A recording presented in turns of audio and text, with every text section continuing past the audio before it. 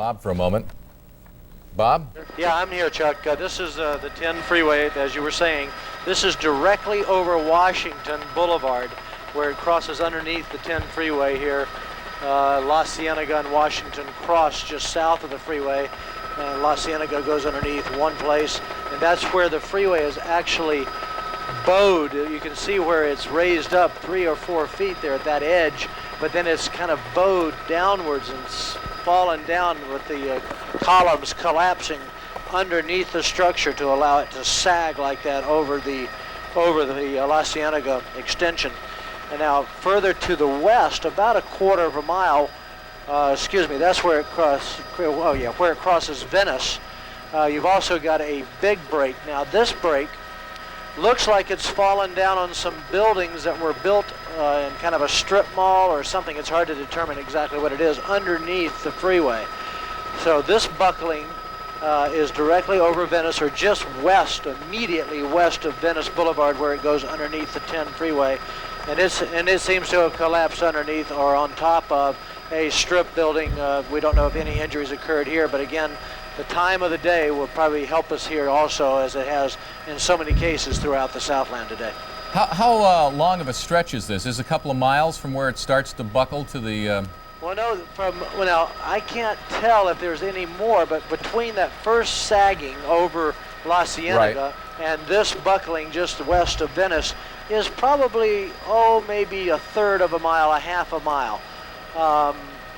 So again, a fairly isolated but very distinct damage here done on the 10 freeway by this shocker this morning. Where are they diverting traffic? How they? Well, to be honest with you, I don't see any. We got another fire starting up down in Santa Monica.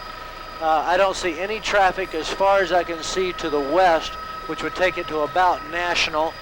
And looking back to the east, I can see traffic. It appears to be traffic somewhere around Western.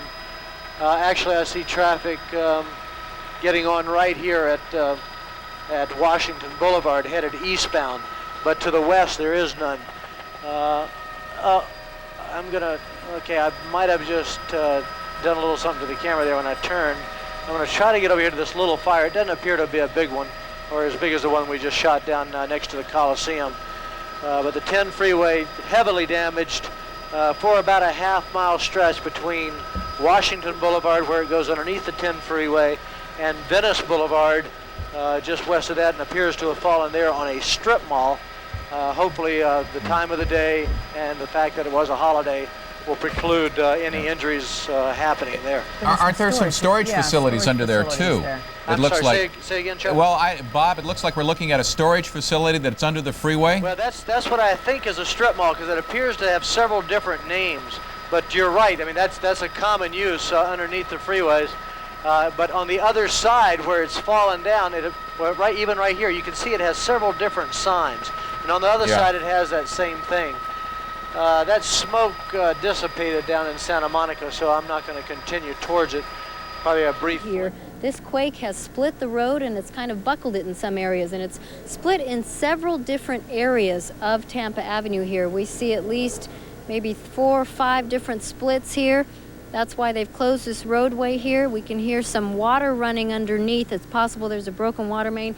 We've also seen signs. These are live pictures, in fact, and if we can find out exactly where this area is, I take it Northridge. Maybe if we can get somebody on the air that can explain exactly where we are and what those pictures that we're looking at. Well, we do have a phoner with Kevin Kelly from Southern California Edison. Mr. Kelly, are you on the phone with us? I sure am. Sir, can you tell us when power will be returned to the homes that lost it? Okay, that's a little difficult, although I do have some good news for the people surrounding Los Angeles City and the areas that we serve. We were reporting over 600,000 customers without power just a couple of hours ago, and we're down to about 375,000 without power in the Santa Barbara, Ventura, Thousand Oaks, and Valencia and Santa Monica areas. So we're making some progress. Mr. Kelly, how about San Fernando Valley? Well, we don't serve the San Fernando Valley. That's DWP, and I understand that they still have nearly 90% of their customers without power, but I really can't speak. Earthquake code, and they are on rollers, but not every structure built is on a roller. parking structures are not required to meet the same safety standards as an apartment would or as a home would. And perhaps after seeing this disaster and the situation where the ground sweeper was caught in the parking structure out in the Northridge Plaza, that perhaps that will be changed now. As we've also, John Garamendi, the insurance commissioner, joined us a moment ago, and we've heard it over and over since 4:30 this morning. It's safety versus cost.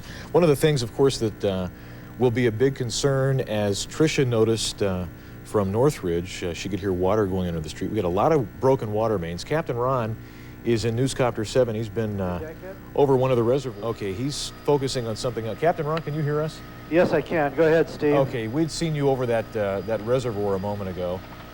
And where we are right now, Steve, is we have moved north. We're actually just north of the 210 freeway, just slightly west of Roxford. And what we're looking at is what we saw earlier. This morning it was dark out here, and just at sunrise, all of these houses or mobile homes that we were looking at were on fire. And this is the first chance or first opportunity I've had to come out here and take a look at the total destruction that has occurred out here. And what's interesting, Steve, is how it has taken patches out of this mobile home park. There's a patch of 10 homes right next to the freeway. There's another patch of another 8 homes just north of that, 2 homes, and it's quite amazing how it just selectively takes a group of houses out. Right on the extreme east end is probably where the most of them are, and it looks to be about 16 homes that have been destroyed. And I know the people, as they come back to their houses, how devastating it must be, because after these fires, as we look down here, if we get a little bit closer, you'll see that these things are burnt completely to the ground. There is absolutely nothing left except a metal frame that is just a few feet above the ground. We can see some of the firemen down there as they continue working on it. And in some of the other areas, we see what appear to be gas fires, probably from the house after it burned down. The gas is still going, and they're allowing that to burn off rather than to have fumes escape. But a lot of devastation and a lot of dreams out here that have been destroyed in just a very short time. And Captain Ron, what part of the city is this in again? Okay, this is Sylmar. We're actually just north of the 210, and we're just a little bit east of where the 210 and the 5 is split. Okay. If you're familiar with Roxford, we're just a little bit west of Roxford. That's up towards the Santa Clarita Valley area, just in that area. All right, Captain Ron, thank you. And not far from there is Olive View Hospital. And our Bob Banfield is out there this afternoon. Bob, is it in... out as an average earthquake, and then all of a sudden there was a big jolt from underneath, and the room just kept shaking, and everything was flying all over. The television, the VCR, the dresser came down, and I could not get out of bed, and I'm living with my boyfriend, and we both were stuck in bed as the bed was rattling. You were on the 3rd floor? Mm-hmm. Yes, which is now the 2nd floor. The 3rd floor was as high as that building right there. Once we hit the ground, we realized that the carports, which had my car and his car, were no longer there. The 2nd floor had now been on the ground. As you can see that it's lower. And at that moment, I realized that the people on the 1st floor were probably squashed because there was nothing left of the 1st floor. So he got me out safely, and he went back in and was able to help at least 4 to 6 people come out. And by knocking down their doors, because as we were walking out, all we kept hearing was, "Help me, please help me," all over the apartment complex. So many personal tragedies here, so many difficulties. Fortunately, we all have our lives to be grateful for at this point in time. That is not the case of many of the people that lived in that building. We have heard up to about 12 people that are believed to have been killed in this apartment building collapse today. Back to you in the studio now.